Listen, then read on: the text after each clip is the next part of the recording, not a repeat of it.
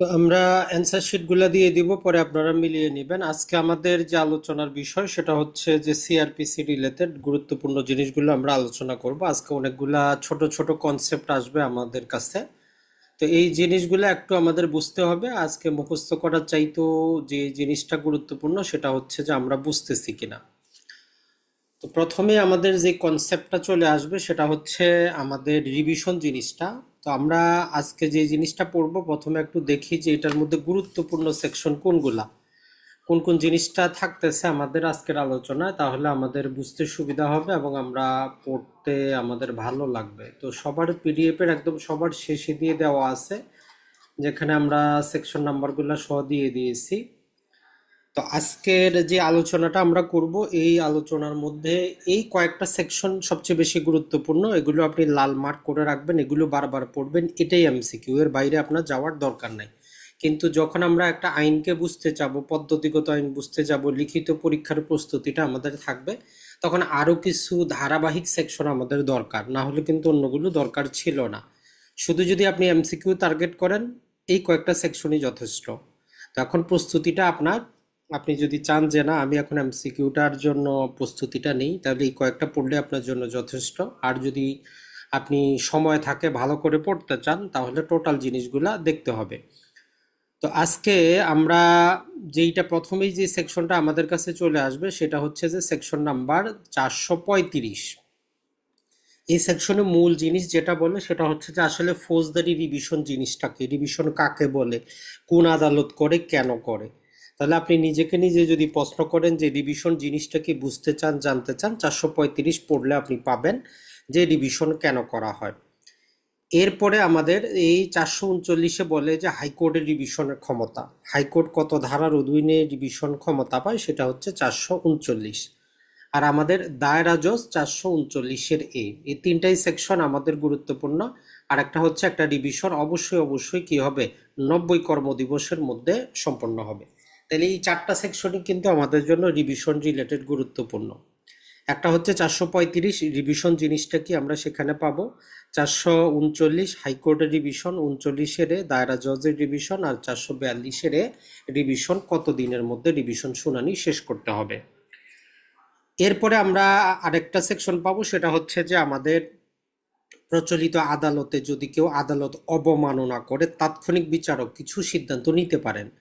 তো সেক্ষেত্রে আমরা পাবো একটা 480 পাবো, আদালত অবমাননা, কন্টেম্প অফ কোর্টের ক্ষেত্রে তাৎক্ষণিক 200 টাকা জরিমানা করতে পারেন অথবা 1 মাসের জেল দিতে পারেন। এর বিস্তারিত আমরা পড়বো যে কোন কোন আদালত এগুলো পারে, সিভিল, ক্রিমিনাল, রাজস্ব, সাব রেজিস্ট্রার পারবে কি পারবে না, এর বিস্তারিত আলোচনা ভিতরে আছে। কিন্তু জাস্ট আমরা যদি হেডিংটা মনে রাখতে চাই, কন্টেম্প অফ কোর্টের ক্ষেত্রে আদালতে যদি আপনি কি করেন, এমন কোনো আচরণ বিহেভ করেন, তাৎক্ষণিক আপনার 200 টাকা জরিমানা অথবা 1 মাসের জেল হইতে পারে। আর যদি আদালতে আপনাকে কোনো উত্তর দিতে বলে আপনি নীরব থাকেন, কোনো দলিল উপস্থাপন করতে বলে আপনি না করেন, অস্বীকার করেন, সেক্ষেত্রে আপনার বিনাশ্রম 7 দিন আপনার কারাবাস দিতে পারে।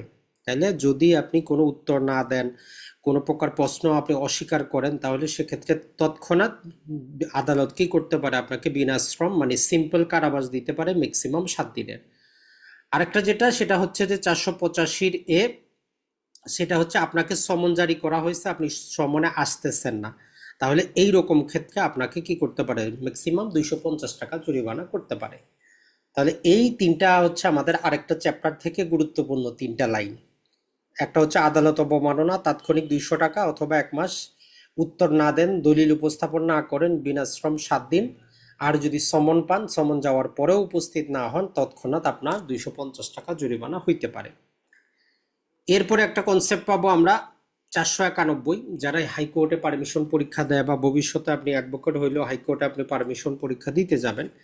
হাইকোর্টে নর্মালি লিখিত পরীক্ষা হয়, বিভিন্ন প্রকার আপনার আপিল মেমো তৈরি করতে হয়, রিভিশন মেমো তৈরি করতে হয়, কোয়াশমেন্ট তৈরি করতে হয়। আর এই 491 ধারার কি করতে হয়, আপনার একটা কোয়াশমেন্টের মতো করে রিট পিটিশন তৈরি করতে হয়, যেটাকে আমরা বলি যে হেবিয়াস কর্পাস প্রকৃতির, মানে কোনো ব্যক্তিকে আদালতে উপস্থিত করাটা, এটা লেটিন একটা ফ্রেজ ব্যবহার করা, হেবিয়াস কর্পাস।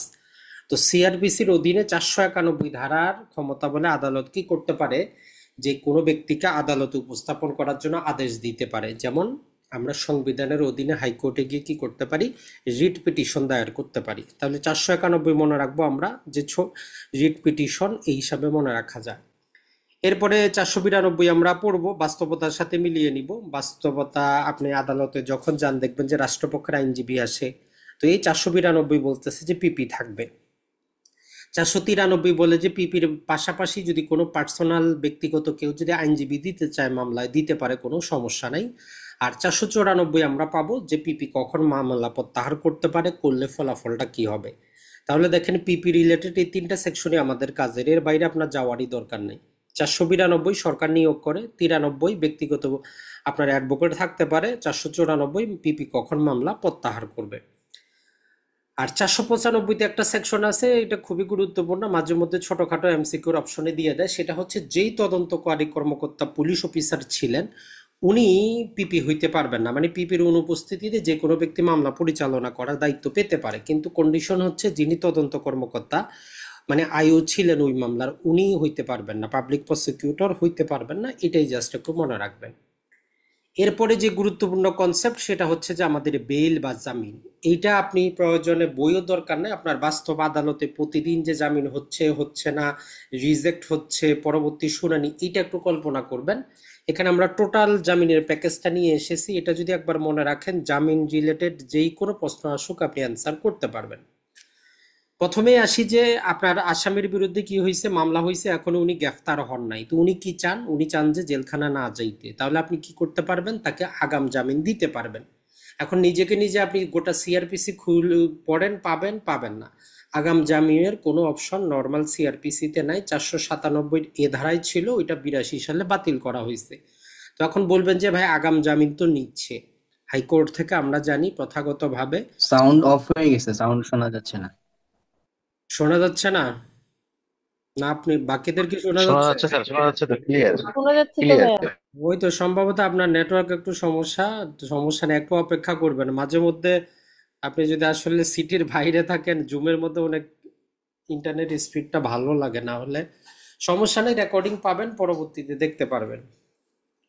তাহলে আমরা যেটা বললাম, আপনার আসামির বিরুদ্ধে মামলা হয়েছে, উনি এখনো গ্রেফতার হয় নাই, তো আপনি চাচ্ছেন, আপনার আসামি চাচ্ছে যে উনি জেলখানায় যাবেন না, উনি আগাম জামিনে থাকবেন। নর্মাল সিআরপিসিতে আমাদের আগাম জামিনের যে অপশন ছিল ওটা বাতিল করা আছে, বিলুপ্ত করা আছে। 497 এ ধারা বলে একটা ধারা ছিল, 1982 সালে ওইটা বাদ করা হয়েছে। তো বলবেন যে ভাই এখন তো আগাম জামিন তো হাইকোর্ট থেকে পাচ্ছে। তো নর্মালি হাইকোর্ট যেটা করে, তার যে একটা অন্তর্নিহিত ক্ষমতা আছে, ইনহেরেন্ট যে ক্ষমতা আছে, আমরা কি জানি 561 হাইকোর্টের একটা ন্যাচারালগত প্রাকৃতিক ন্যাচারাল জাস্টিস দেওয়ার মতো তার কাছে ইনহেরেন্ট ক্ষমতা আছে।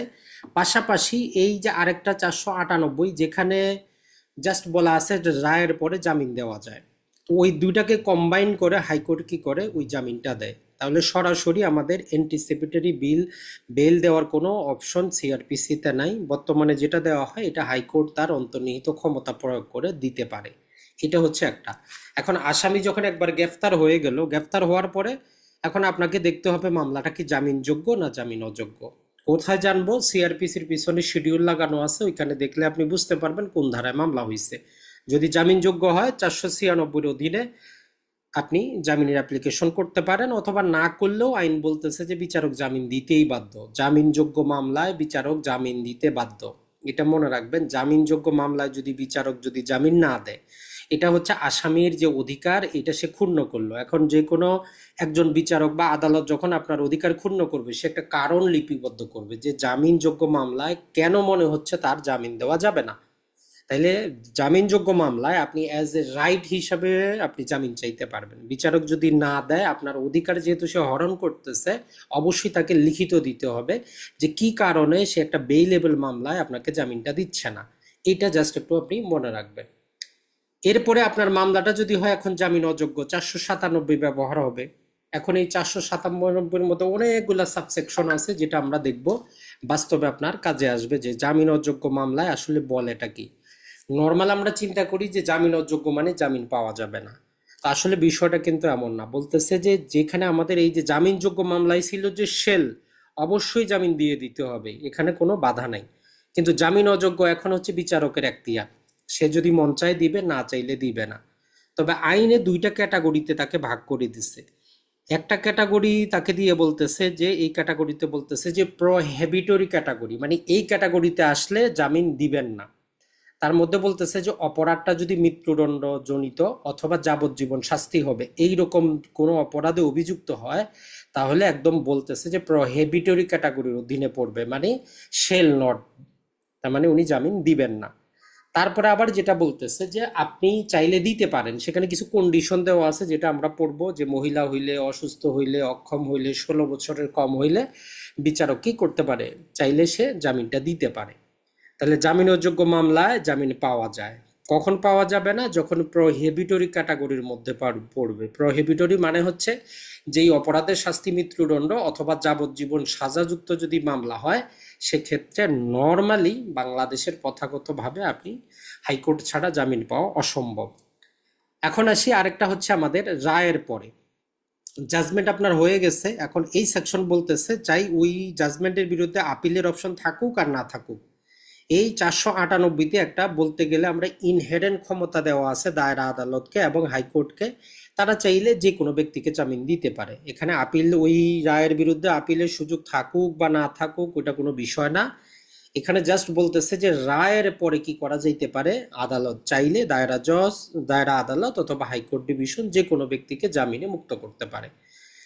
এরপরে হচ্ছে যে আপনি আপিল দায়ের করলেন, আমরা আপিলের ক্ষেত্রে পড়েছি, একটা হচ্ছে জাজমেন্ট হওয়ার পরে আপনি আপিলের সত্ত্বেও কি চাইতে পারেন, জামিন চাইতে পারেন। 426-এ কিন্তু আমরা পড়ছি, একটু যদি স্মরণ করেন, যদি 1 বছর পর্যন্ত শাস্তি হয় তাহলে আপনি আপিল দায়েরের শর্তে জামিন আবেদন করতে পারেন ওই আদালত থেকেই। তাহলে আপিল অবস্থায় হচ্ছে আমাদের 426। এখন কোনো মামলায় রিভিশন অবস্থায় আমরা জামিন পাইতে পারি কিনা, তো রিভিশন অবস্থায় আসলে আমরা যদি বলি 435-এ আমাদের ওই ব্যবস্থাটা আছে যে রিভিশনের ক্ষেত্রেও রিভিশন আদালতও জামিন দিতে পারে, 435-এ ওই অপশনটা দেওয়া আছে। এর পাশাপাশি দেখেন যে পুলিশও আপনাকে কিন্তু জামিন দিতে পারে। আমরা কি দেখেছি তদন্ত পর্যায়ে 169-এ আমরা কি দেখেছি, যখন পুলিশ তদন্ত করে দেখবে যে এই আসামির বিরুদ্ধে কি নাই, কোনো প্রকার পর্যাপ্ত এভিডেন্স নাই, পুলিশ নিজেই জামিন দিতে পারে। আসামির বিরুদ্ধে পর্যাপ্ত এভিডেন্স তো আছে কিন্তু মামলাটা বেইলেবল, তো পুলিশ কি করবে, একটা বন্ড সিগনেচার করে আসামিকে জামিন দিতে পারে, তাহলে পুলিশও জামিন কিন্তু দিতে পারতেছে।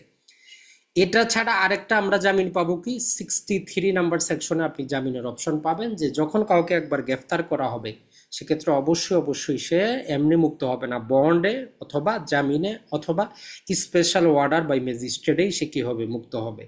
তাহলে জামিন রিলেটেড আপনি যদি এই কয়টা সেকশন নিজে নিজে লিখেন এবং নিজে নিজেকে প্রশ্ন করেন যে আপনার মক্কেলের জন্য আপনি কোনটা কখন ব্যবহার করবেন, তাহলে আপনার মুখস্থ করার দরকার নেই, জাস্ট আপনি নিজে থেকে নিজে বুঝতে পারবেন। সর্বশেষ একটা জিনিস মনে রাখবেন, যখনই আপনি আপনার আসামির জামিন করাবেন, বাংলাদেশের প্রচলিত নিয়ম হচ্ছে ওই আসামিকে একটা মুচলেখা দিতে হয়, ওইটাকে আমরা বাংলায় বন্ড বলি, আবার প্রচলিত আদালতে বলে যে বেইল বন্ড। মানে ওই আসামিকে জামিন দেওয়া হইলো, তাকে একটা কন্ডিশন দেওয়া হয় যে আদালত যখনই তলব করবে তখনই সে ওই স্থানে ওই দিনে উপস্থিত হবে। পাশাপাশি ওই আসামির কথায় আমরা বিশ্বাস করতে পারি না যে আসবে কি আসবে না, এই জন্য তাকে বলে যে 2 জন সিউরিটি মানে জিম্মাদার নিয়ে আসার জন্য, গণ্যমান্য ব্যক্তি যারা তার পক্ষে স্বীকারোক্তি দিবে যে হ্যাঁ যেই দিন ডাকবে আমরা তাকে নিয়ে আসব। তাহলে জামিনের ক্ষেত্রে একটা হচ্ছে বেইল বন্ড আর একটা হচ্ছে সিউরিটি বা জিম্মাদার, দুটাই প্রয়োজন পড়ে। তো নর্মালি বাংলাদেশে দেখবেন যে যিনি মামলার আইনজীবী, আসামির আইনজীবী, উনি জিম্মাদার হয়ে যান আইনগতভাবে, এটা প্রহিবিটেড, এটা করা যায় না। তারপরে বাংলাদেশের আদালতে চলে আপনি যেই মামলার অ্যাডভোকেট ওই আপনি নিজে কি হয়ে যান, জিম্মাদার হয়ে যান।